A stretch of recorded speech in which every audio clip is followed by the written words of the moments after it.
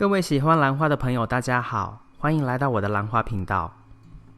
今天我们要来看的这一颗迷你型的蝴蝶兰是一颗没有名字的超市蝴蝶兰。那这个影片呢有它上一个开花周期的记录，还有这一个开花周期的记录。因为我休息了几个月的时间呢，在那段期间照理讲应该要发布它上一个开花周期的影片，但我就是拖到现在才跟你们分享它上一个开花周期的状况。然后影片尾端呢，我们会看到这株兰花第二次就是这一次的开花周期结束之后，我对它进行的一些换盆的处理。先说一下它的品相，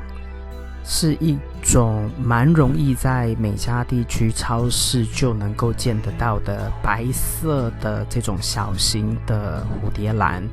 那它也不完全是纯白，因为它的背景白色，乍看之下其实如果你真正去看它是白底，但是又带有一点粉色的这个 undertone 痛调。那它的花的背面呢，其实也不是完全纯白哦，所以它是带有一点粉色系的这个颜色基因。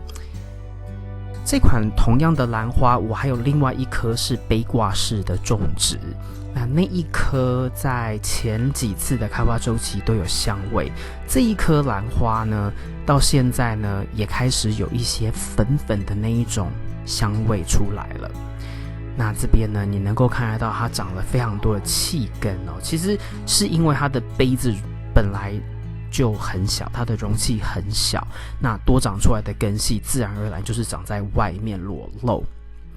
那这个开花周期呢，我对它的这个花梗的这个训练哦，其实非常的专心，就是为了要让它花梗长得很直，所以我对它的挪动几乎是没有，而且每一次如果要做清理或浇水啊，我放回去的位置都要非常非常的一致哦。那这个就是它的结果，就是它的开花的花梗啊是相当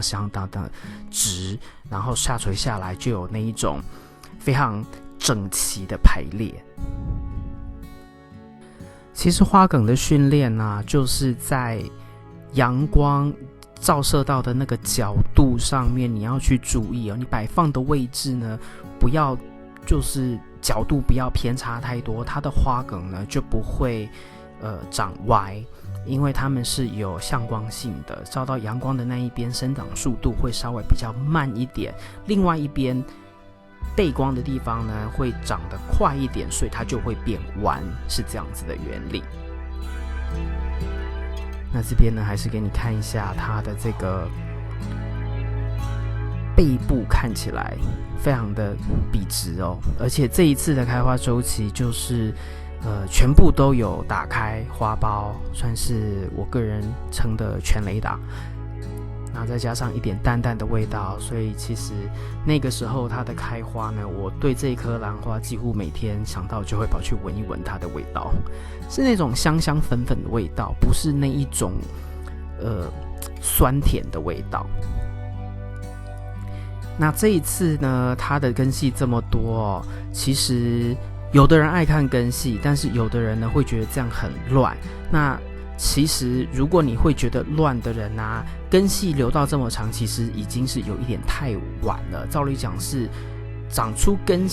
就是容器外面的时候呢，你其实就考虑对它进行换盆，这样子它就能够继续在杯子里面去做适应去成长。因为这么长的根系呢，你要重新把它种回去一个大小差不多的容器，其实是有困难的，而且很多时候啊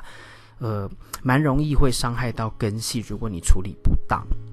那我处理气根要把它种回去之前的一个喜欢做的步骤呢，也算是技巧，就是我一定会先浸泡这颗兰花，把这些气根全部浸泡到湿，让它变成由灰色、银白色变成绿色，这样我就知道它湿了，会比较柔软，比较好操作一点。那接下来呢，就看一下它这一次开花周期的表现。一样是单一花梗，不过跟上一次不一样的就是呢，它在其中一个花梗的这个节点上面呢，又长了一个分支，不能说次花梗，因为它是同时在生长，所以只能说是分支。那这边其实它的花的朵数应该是有比上一次开花还要来得多，那一样是有香味，不过这一次因为它是有分支，所以看起来那个感觉就没有上一次的那么整齐，所以这一次我只能说它是看起来热闹。那这边其实就是它一个中后期哦，因为中后期之后你会发现其实有1-2朵花它已经开始变得有一点皱纹了，表示它已经是差不多，而且其中有一朵花也已经开始枯了，它中后期的表现了。那因为上一次的开花周期结束，那刚好因为我决定给我自己就是小休息几个月的时间，我其实对这棵兰花在花后的养护没有太去注意，太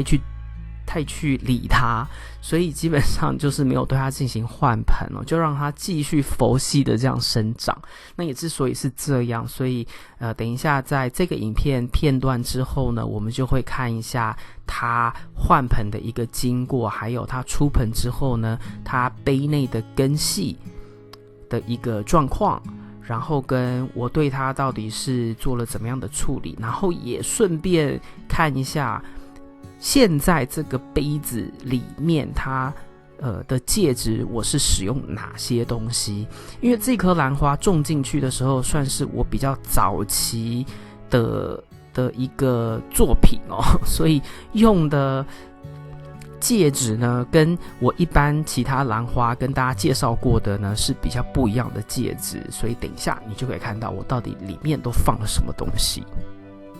这颗兰花的花期从第一朵花打开到最后面的这个开花的记录呢，总共是将近2个月的时间，所以算是蛮长的一个花期。以这颗这种中小型的蝴蝶兰来说，我觉得算是表现相当不错的。那这边就是我对它进行一个出盆，然后处理根系的一个经过。还是有一些根系是有坏死，那这边呢就是一些火山熔岩，还有一些碎掉的瓦片或瓦盆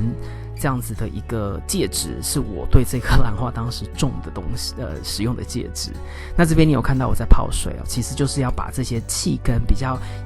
银灰色的气根呢泡湿，那这边呢经过一段时间就比较是有绿色了，那表示它就比较柔软一点，那就比较好操作。